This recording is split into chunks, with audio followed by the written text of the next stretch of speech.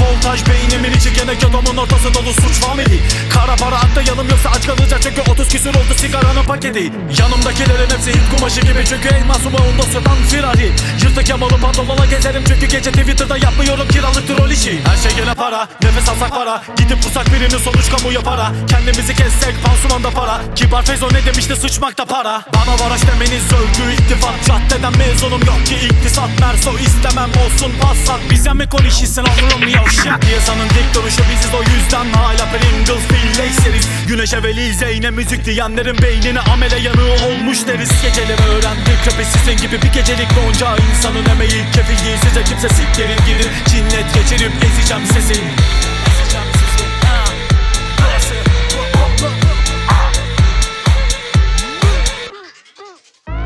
Ben naidim, aslan gibi yürüdüğüm mahallede. Toyları alamadım bak halede.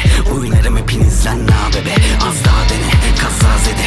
Vakit öldüremem ben kahvede. Sevemem senin gibi ben kahvede. Babadan kalma bana mücadele. Arabandan, parandan, haramdan bana ne lan aramam, yaramam. Gönül ister pazarlar, kazanlar. Boş sohbetinizden haz almam.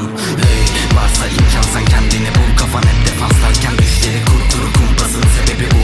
Sana göre değil bana göre dostum. Mala satan halini vurabilir birileri, ama tetiğine güvenenler eteğine bulanır. Yaraladım ama yolu sokayım, İçin boş dışı metris duvarı.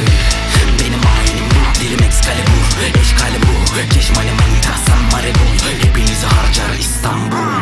Yürü yürü yürü yürü, yorulmam sürünürsün. Şaşmam ben bu oyundan, sokak bu mahalle tutar biri kolundan. Verdi ifade sattı seni sonunda. Ya ya yürü yürü, yorulmam sürünürsün. Şaşmam ben bu oyundan, sokak bu mahalle tutar biri kolundan. Verdi ifade sattı seni sonunda. Ya ya sattı seni sonunda. Ya ya sattı seni sonunda. Sokak bu mahalle tutar biri kolundan. Sokak bu mahalle sattı seni sonunda.